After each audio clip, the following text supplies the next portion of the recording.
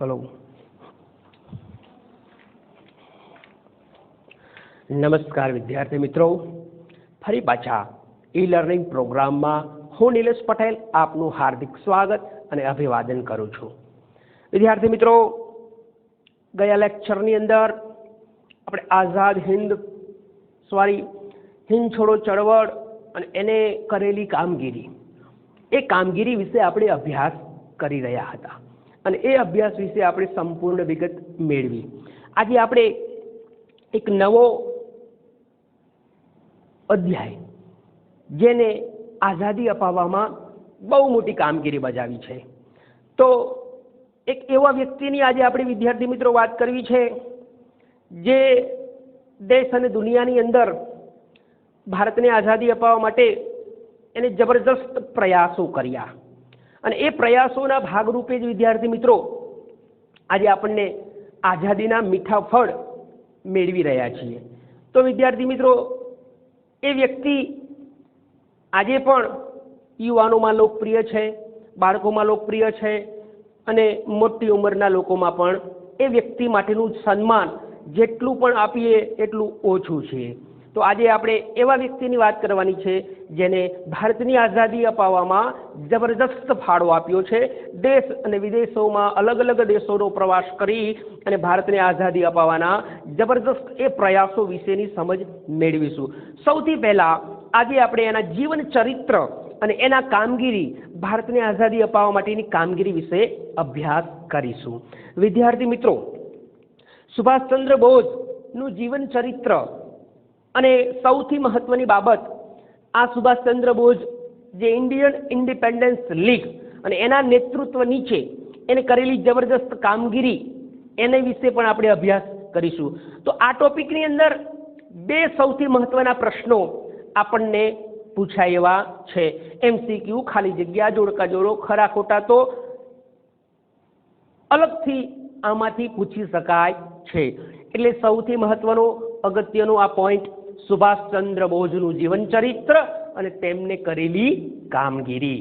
તો વિદ્યાર્થી મિત્રો, આઝાદી અપાવવા માટે સુભાષચંદ્ર બોઝનું બલિદાન, જે બલિદાન દ્વારા આપણને આ આઝાદીના મીઠા ફળ આપણે મેળવી રહ્યા છીએ, ભોગવી રહ્યા છીએ, તો એમના વિશેના જીવન ચરિત્ર વિશે આજે સૌથી પહેલા વાત કરીશું, ત્યારબાદ એમની કામગીરી વિશે વાત કરીશું। આ ટોપિક પછી સૌથી મહત્વનો ટોપિક, આ સુભાષચંદ્ર બોઝ દ્વારા ઇન્ડિયન ઇન્ડિપેન્ડન્સ લીગના સર્વોચ્ચ નેતા પદે આવ્યા બાદ એમને કરેલી જે કામગીરી છે એના વિશે પણ અલગ એક ટોપિક, અલગ એક પ્રશ્નમાં સમજીશું। તો સૌથી પહેલા સુભાષચંદ્ર બોઝનું જીવન ચરિત્ર અને એમને કરેલી કામગીરી। હવે વિદ્યાર્થી મિત્રો, સુભાષચંદ્ર બોઝ છે એ સુભાષચંદ્ર બોઝનો જન્મ, સૌથી પહેલી એનું જીવન ચરિત્રની વાત કરીએ તો એના જન્મની જ પહેલી વાત આવે તો કે સુભાષચંદ્ર બોઝનો જન્મ ક્યાં થયો હતો વિદ્યાર્થી મિત્રો? તો તમને ખ્યાલ હોવો જોઈએ, ઓરિસ્સા રાજ્યના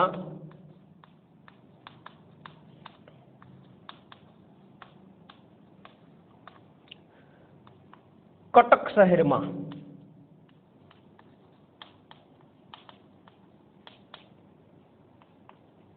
આ ઓરિસ્સા રાજ્યના કટક શહેરમાં 23 જાન્યુઆરી 1897 રોજ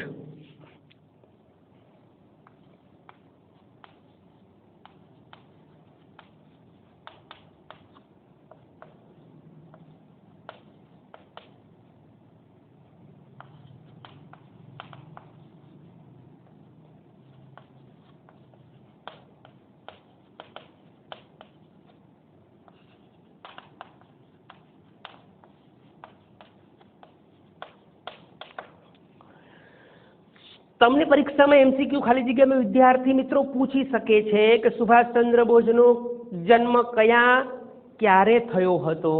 તો ઓરિસ્સા રાજ્યના કટક શહેરમાં 23 જાન્યુઆરી 1897 રોજ સુભાષચંદ્ર બોઝનો જન્મ થયો હતો। માતાનું નામ પાર્વતી દેવી, પિતાનું નામ જાનકીનાથ બોઝ। આ પણ વિદ્યાર્થી મિત્રો પૂછી શકાય। સુભાષચંદ્ર બોઝના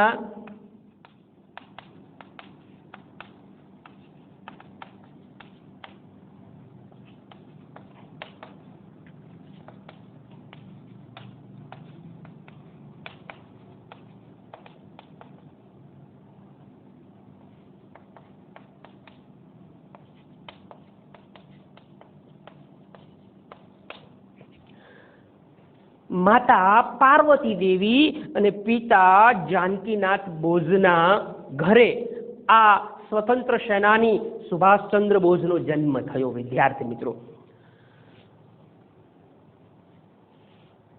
ભણવામાં ખૂબ હોશિયાર અને ભણી ગણીને મોટો થઈ અને એક અંગ્રેજ સરકારમાં એક બહુ મોટો અફસર બનશે એવી આ સરકારી વકીલ જાનકીનાથ બોઝ અને ભક્તિભાવવાળા આ પાર્વતી દેવીએ વિચાર્યું હતું. મોટો થઈ અને અમારો દીકરો આ સુભાષચંદ્ર બોઝ ભણી ગણી અને અંગ્રેજ સરકારની અંદર બહુ મોટો અફસર બનશે એવી આ સરકારી વકીલ જાનકીનાથ બોઝે વિચાર્યું હતું. પરંતુ આ સુભાષચંદ્ર બોઝના જીવનની અંદર સ્વતંત્રતા પ્રાપ્તિના એક અલગ જ વિચારો હતા. આઝાદી માટે લડત લડી અને મા ભૌમને આઝાદી અપાવી એવા એના ઉમદા વિચારો હતા. પરિણામે સુભાષચંદ્ર બોઝે શરૂઆતની અંદર પ્રાથમિક શિક્ષણ કોલકાતામાં પૂર્ણ કરી અને એ કોલેજનું શિક્ષણ પણ કોલકાતાની પ્રેસિડેન્સી કોલેજમાં પૂર્ણ કર્યું. કોલેજનું શિક્ષણ કોલકાતાની પ્રેસિડેન્સી કોલેજમાં પણ પોતાનું આ કોલેજનું શિક્ષણ પૂરું કર્યું અને વધુ અભ્યાસ માટે આ સુભાષચંદ્ર બોઝ ઇંગ્લેન્ડના લંડન શહેરમાં ગયા વધુ અભ્યાસ માટે.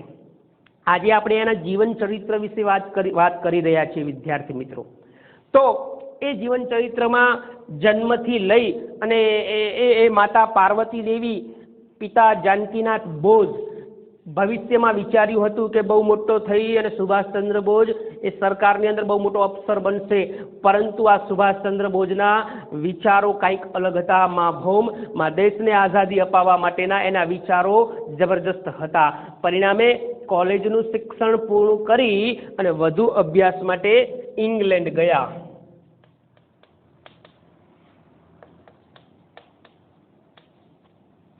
આ ઇંગ્લેન્ડમાં લંડનની અંદર સૌથી અઘરી ગણાતી ICS જેને ઇન્ડિયન સિવિલ સર્વિસ તરીકે ઓળખી શકાય છે. આજે વિદ્યાર્થી મિત્રો ભારતની અંદર પણ ઘણી બધી એવી અઘરી એવી પરીક્ષાઓ આવે છે જેમાં દેશ લેવલે આ UPSC union public service commission જે ભારતના ક્લાસ 1 ઓફિસરો ટોપ ઓફિસરો ભારતને આપે છે અને એ ટોપ ઓફિસરો દ્વારા ભારતનો સમગ્ર વહીવટ તમામ ક્ષેત્રોની અંદર થાય છે. તો એ દેશ લેવલે લેવાય છે. જ્યારે આપણે સ્થાનિક લેવલે આપણે ગુજરાતની વાત કરીએ તો આપણી ગુજરાતની ટોપ લેવલની પરીક્ષા GPSC Gujarat public service commission. તો એના દ્વારા પણ ક્લાસ 2 અધિકારીઓ અને 1 અધિકારીઓ જેવા અધિકારીઓ ગુજરાતની સેવા માટે ઉપલબ્ધ કરાવવામાં આવે છે. તો વિદ્યાર્થી મિત્રો આ ઇંગ્લેન્ડની અંદર વધુ અભ્યાસ માટે સુભાષચંદ્ર બોઝ ગયા અને ત્યાં સૌથી અઘરી ગણાતી ICS ની પરીક્ષામાં સુભાષચંદ્ર બોઝ 4થા નંબરે ઉત્તીર્ણ થયા.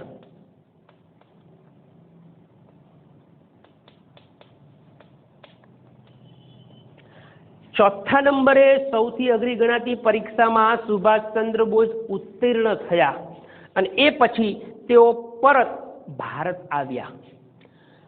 આ ભારત આવ્યા પછી ભારતની આઝાદી સ્વતંત્ર પ્રાપ્તિના એમના જે વિચારો છે એ વિચારોના પરિણામ સ્વરૂપે શરૂઆતના ધોરણે જે અંગ્રેજ અધ્યાપક કોલકાતાની પ્રેસિડેન્સી કોલેજના અંગ્રેજ અધ્યાપક અને એ અંગ્રેજ અધ્યાપકના રંગભેદના અને કાળા ગોરાના જે ભેદભાવો છે એની જે અન્યાયી નીતિ છે એ નીતિના કારણે આ અંગ્રેજ પ્રાધ્યાપક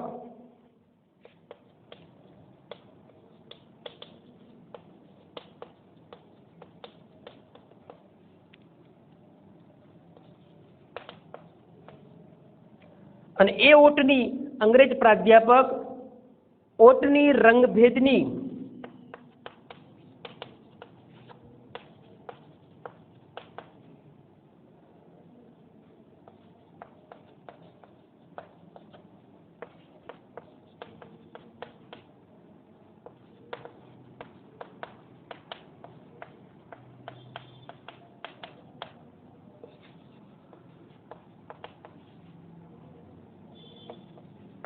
અંગ્રેજ પ્રાધ્યાપકની આ રંગભેદની નીતિના કારણે સુભાષચંદ્ર બોઝની એ જીવનની અંદર સ્વતંત્રતાના બીજ રોપ્યા.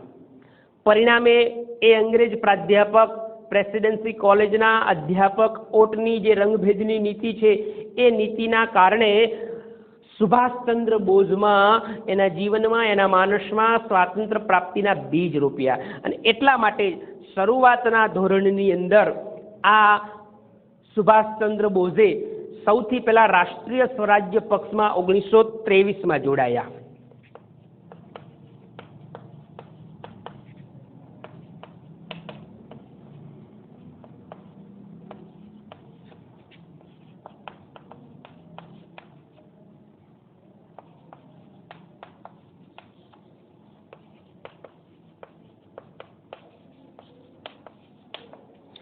સૌથી પહેલા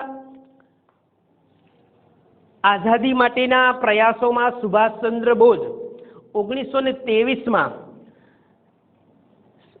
રાષ્ટ્રીય સ્વરાજ્ય પક્ષમાં જોડાયા. અને એ રાષ્ટ્રીય સ્વરાજ્ય પક્ષમાં જોડાઈને અલગ અલગ પ્રકારની કામગીરી કરી અને એ કામગીરીના પરિણામ સ્વરૂપે તેઓ લોકપ્રિય નેતા બન્યા.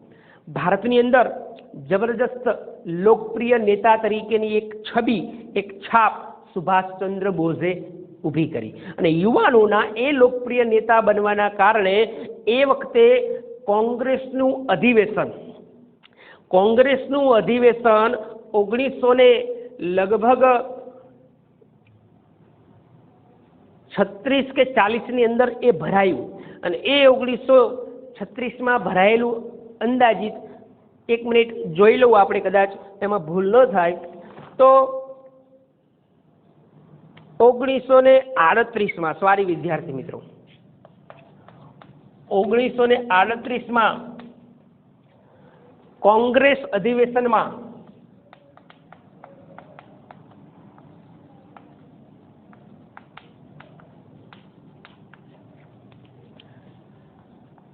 સુરત હરિપુરા ખાતે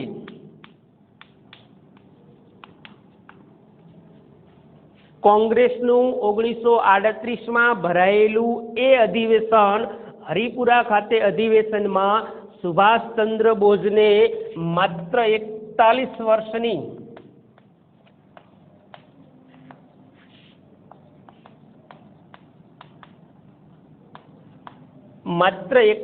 વર્ષની નવયુવાન વયે આ કોંગ્રેસના અધ્યક્ષ તરીકે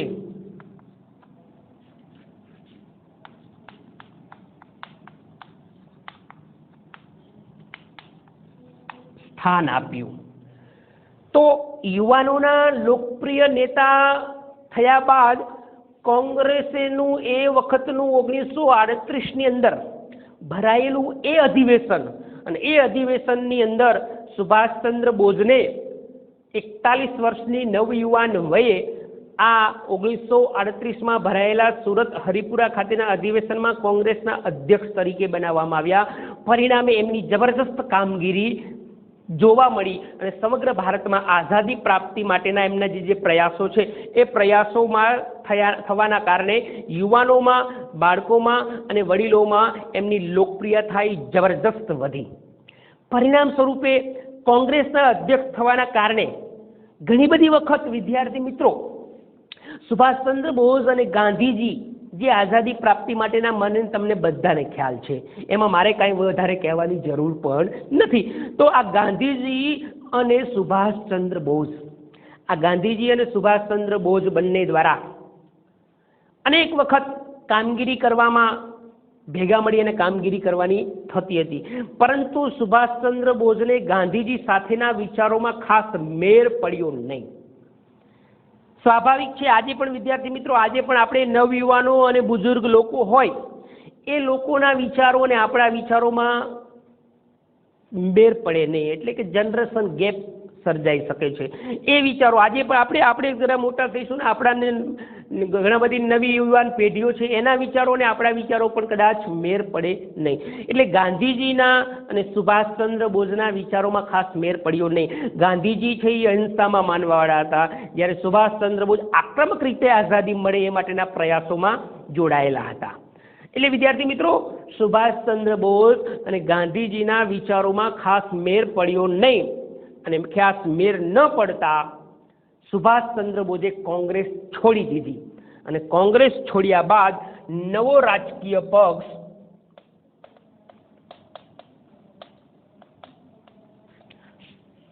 ફોરવર્ડ બ્લોક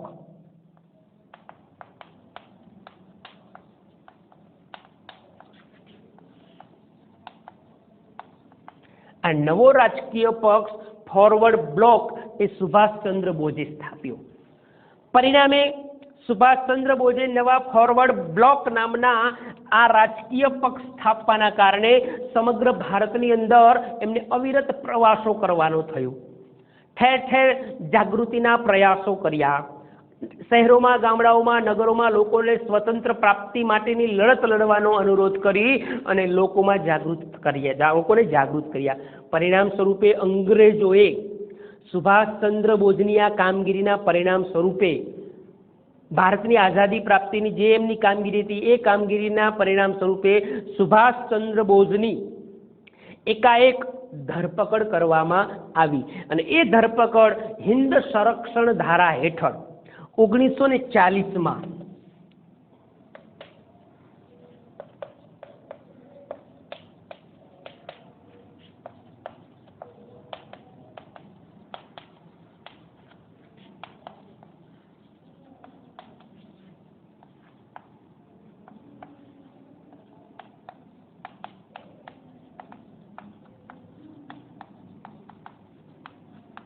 સુભાષચંદ્ર બોઝની 1940 હિન્દ સંરક્ષણ ધારા હેઠળ ધરપકડ થઈ અને જેલમાં પૂરી દેવામાં આવ્યા.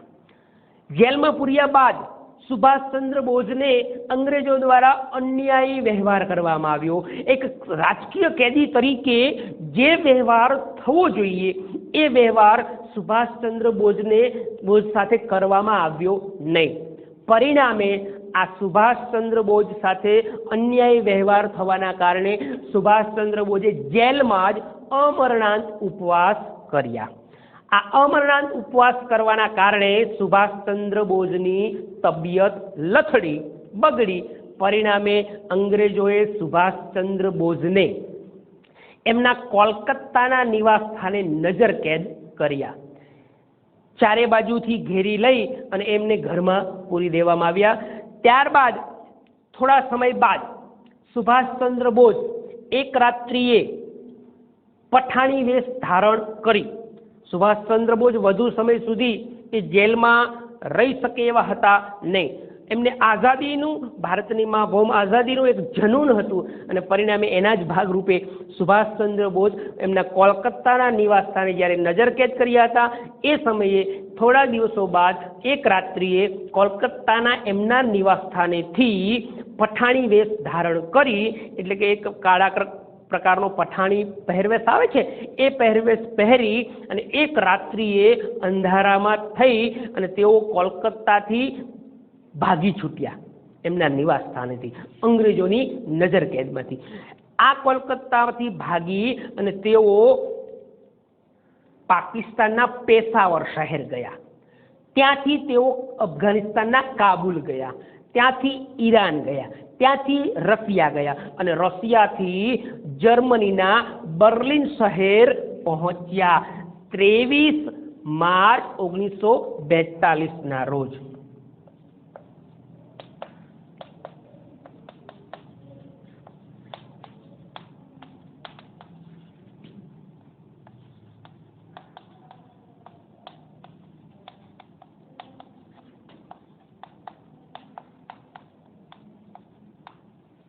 જો વિદ્યાર્થી મિત્રો, સુભાષચંદ્ર બોઝ અલગ અલગ દેશોમાં પ્રવાસ કરી અને ભારતની આઝાદી અપાવવા માટેના પ્રયાસોમાં તેઓ કેટલા બધા અલગ અલગ દેશોનો પ્રવાસ કરે છે અને ત્યાંથી રહી અને એ ભારતની આઝાદી અપાવવાના પ્રયાસો કરે છે. હવે આપણે જે ભણવાનું છે એની કામગીરી વિશે, આપણે એના જીવન ચરિત્ર વિશે ભણ્યા.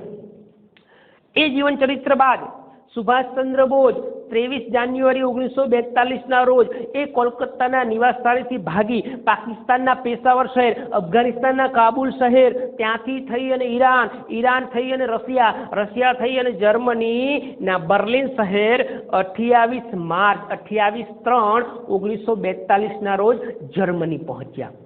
ત્યાં તેમને હિટલર સાથે મુલાકાત કરી અને ભારતની આઝાદી અપાવવાના પ્રયાસોની ચર્ચા કરી. એ સમયે વિદ્યાર્થી મિત્રો બર્લિન રેડિયો સ્ટેશન પર, એ બર્લિન શહેરમાં આઝાદ હિન્દ રેડિયો સ્ટેશન પર ભારતવાસીઓને સંબોધન કર્યું. અને એ સંબોધનના બર્લિન શહેરમાં એ આઝાદ હિન્દ રેડિયો સ્ટેશન પરથી ભારતવાસીઓને સંબોધન કરી જણાવ્યું કે આ અંગ્રેજ શાસનને ઉથલાવી ફેંકી અને આઝાદી થાય એવા પ્રયાસો કરવા, ઉથલાવી ફેંકવાની હાકલ કરી. તમામ ભારતવાસીઓને, તમામ ભારતના લોકોને એ આઝાદ હિન્દ રેડિયો સ્ટેશન પરથી જણાવ્યું કે અંગ્રેજ શાસનને ઉથલાવી ઉખાડી ફેંકવાની જાહેરાત કરી અને જબરજસ્ત આંદોલન કરી આ સુભાષચંદ્ર બોઝે આઝાદીના પ્રયાસોની કામગીરી શરૂ કરી. જર્મનીના બર્લિન શહેર પહોંચ્યા બાદ સુભાષચંદ્ર બોઝ એથી આગળ 2 જુલાઈ 1943ના રોજ એ જર્મનીથી જાપાન પહોંચ્યા.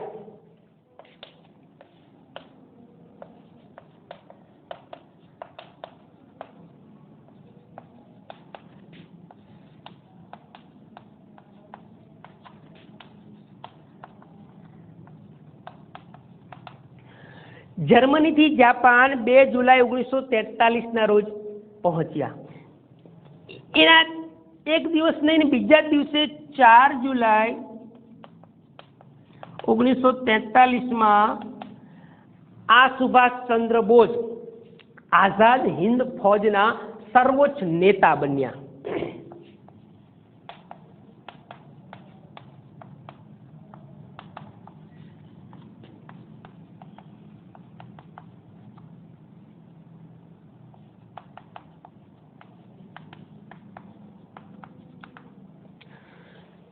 જુલાઈ જાપાનમાં 2 જુલાઈએ પહોંચ્યા.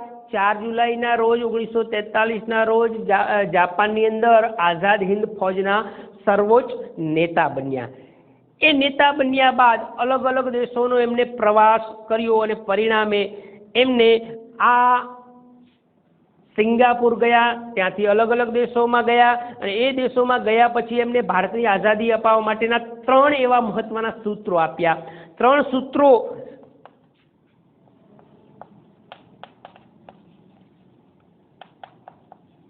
આ 3 સૂત્રોમાં ચલો દિલ્હી,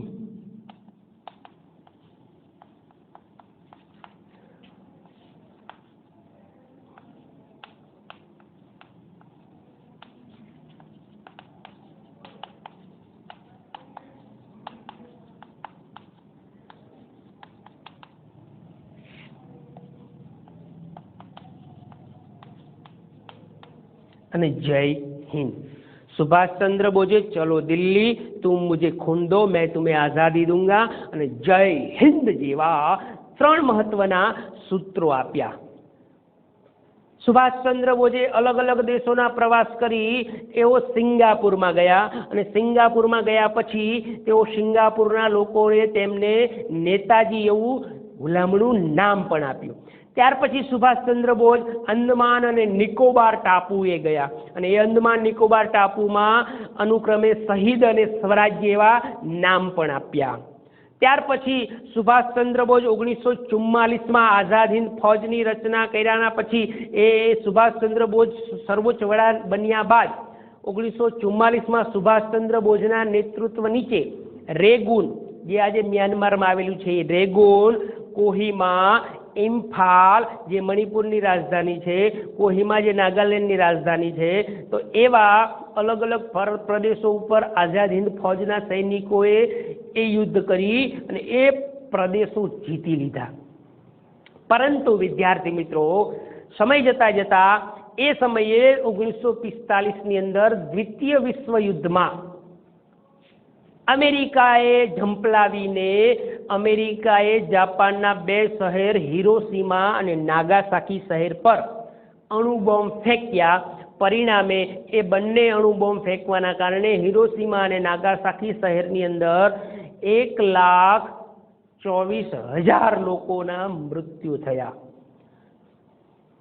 આ મૃત્યુ થવાના કારણે આર્થિક રીતે જાપાન ભાંગી પડ્યું અને જાપાન તરફથી મળતી આ આઝાદ હિન્દ ફૌજને સહાય બંધ થઈ.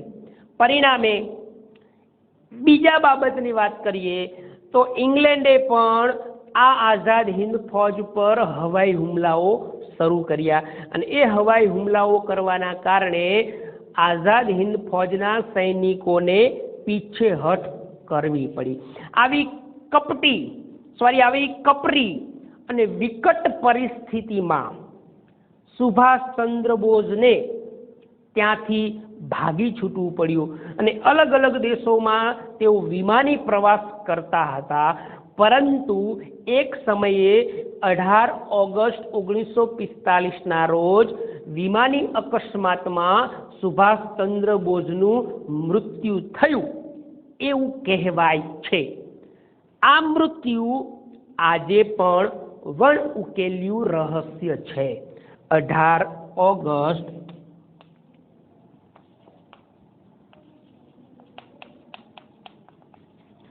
1945ના રોજ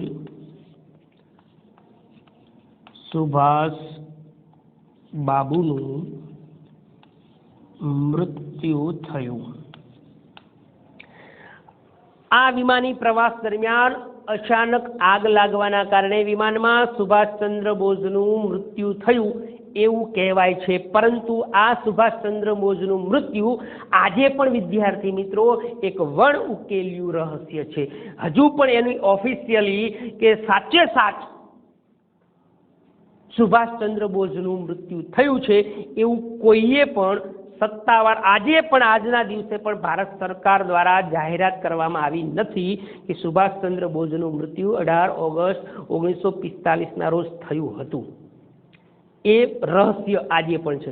કેટલાક એવું પણ માને છે કે સુભાષચંદ્ર બોઝ જીવિત હતા, એમનું મૃત્યુ થયું હતું નહીં. 18 ઓગસ્ટ 1945ના રોજ સુભાષચંદ્ર બોઝનું મૃત્યુ થયું છે નહીં. ઘણા બધા એવું પણ કહે છે કે એ અંગ્રેજોની પકડમાં ન આવે એટલા માટે તેમને એક ગુમનામ બાબાનો વેશ પહેરી, એક સાધુનો વેશ પહેરી અને ભારતની આઝાદી માટે ભારતમાં તેઓ ફરતા હતા. ગુમનામ બાબાનું નામ ધારણ કરી અને આઝાદીની ચળવળ તેઓ ચાલુ રાખેલી હતી. તો આવા અનેક પ્રકારના એવા બાબતો એમની મૃત્યુના સમાચાર પછી ફેલાયેલા છે.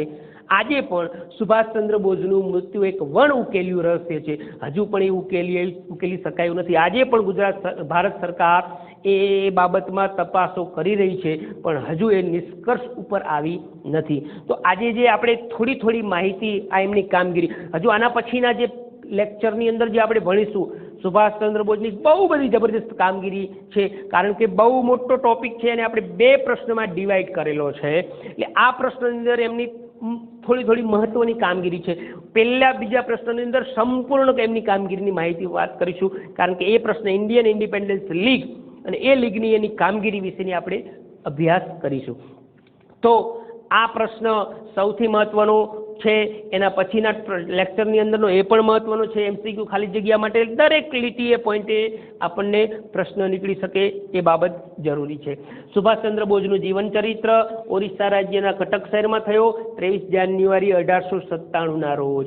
સુભાષચંદ્ર બોઝના પિતા જાનકીનાથ બોઝ, માતા પાર્વતી દેવી ભક્તિભાવાળા હતા. મોટો થઈ અને સરકારમાં એક બડો મોટો અફસર બનશે એવી ભવિષ્યવાણી બંને માતા પિતાએ વિચારેલી હતી, પરંતુ તેનાથી ઉલટું જ સુભાષચંદ્ર બોઝના માણસના વિચારો રહેલા હતા.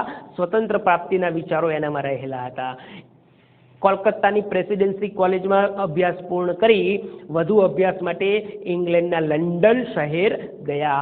ત્યાં સૌથી અઘરી ગણાતી ICS પરીક્ષામાં 4થા નંબરે ઉત્તીર્ણ થયા અને તેઓ પરત ભારત ફર્યા.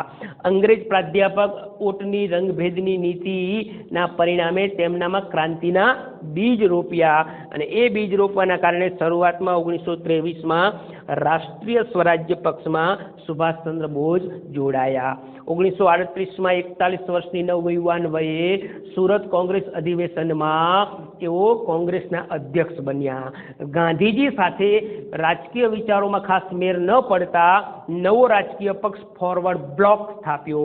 ફોરવર્ડ બ્લોક સ્થાપવાના કારણે અલગ અલગ કામગીરીના ભાગરૂપે અંગ્રેજોએ સુભાષચંદ્ર બોઝની હિન્દ સંરક્ષણ ધારા હેઠળ 1940માં ધરપકડ કરી. ત્યારબાદ તેઓ અલગ અલગ દેશોમાં પ્રવાસ કર્યો. પાકિસ્તાન, અફઘાનિસ્તાન, ઈરાન, રશિયા થઈ અને જર્મની 23 માર્ચ 1942ના રોજ જર્મનીના બર્લિન શહેર પહોંચ્યા. ત્યાં તેમને આઝાદ હિન્દ રેડિયો સ્ટેશન પર ભારતવાસીઓને અંગ્રેજ શાસનને ઉખાડી ફેંકવાની હાકલ કરી. ત્યાંથી 2 જુલાઈ 1943ના રોજ તેઓ જર્મનીમાંથી જાપાન ગયા. 4 જુલાઈ 1943માં આ સુભાષચંદ્ર બોઝ આઝાદ હિન્દ ફૌજના સર્વોચ્ચ નેતા બન્યા. એમને અલગ અલગ પ્રકારના સૂત્રો આપ્યા. તુમ મુઝે ખૂન દો મેં તુમ્हें આઝાદી દૂંગા, ચલો દિલ્હી, જય હિન્દ જેવા સૂત્રો પણ આપ્યા. આમ અલગ અલગ પરિસ્થિતિઓના કારણે છેવટે આ દ્વિતીય વિશ્વયુદ્ધમાં અમેરિકાએ જાપાનમાં 2 અણુબોમ્બ ફેંકવાના કારણે જાપાન તરફથી આર્થિક સહાય છે બંધ થઈ. ઇંગ્લેન્ડના સૈનિકોએ પણ આઝાદ હિન્દ ફૌજ પર હુમલો કર્યો.